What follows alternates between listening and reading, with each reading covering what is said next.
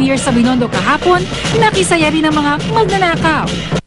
Sa CCTV na ito nakuha sa isang restaurant sa Binondo, bistado ang modus ng salisigang.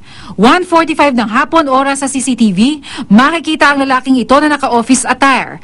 Pero kasabwat pala siya sa pagnanakaw sa isang grupo ng mga dayuhang gumagawa ng dokumentaryo tungkol sa Pilipinas. Ilang minuto lang nilang minanmanan ang bawat kilos ng mga dayuhan. Maya-maya, lumipat ng upuan ng Pransesa si Boris Garavini sa table ng mga kaibigan.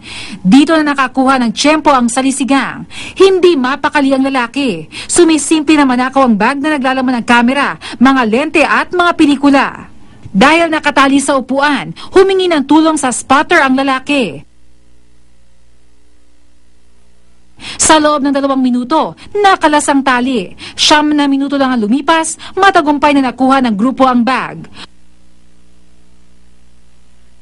Kuhang-kuha naman sa CCTV sa baba ng restaurant ang mukha ng lalaking nakangisi pa matapos makuha ang bag na ang lamang mga kamera at iba pang equipment aabot ng ₱250,000. 1 minuto lang nakalipas, napansin ng Belgian national si Bojan Tomas na wala na ang kanyang bag.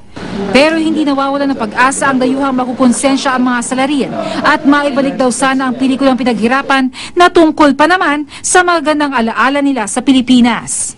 I think it's a poor man and I was no lucky and we can't finish because we don't have the material. We still have the sound but with no pictures it's not very interesting. The station will conduct a continuous follow-up regarding the losses of his bag.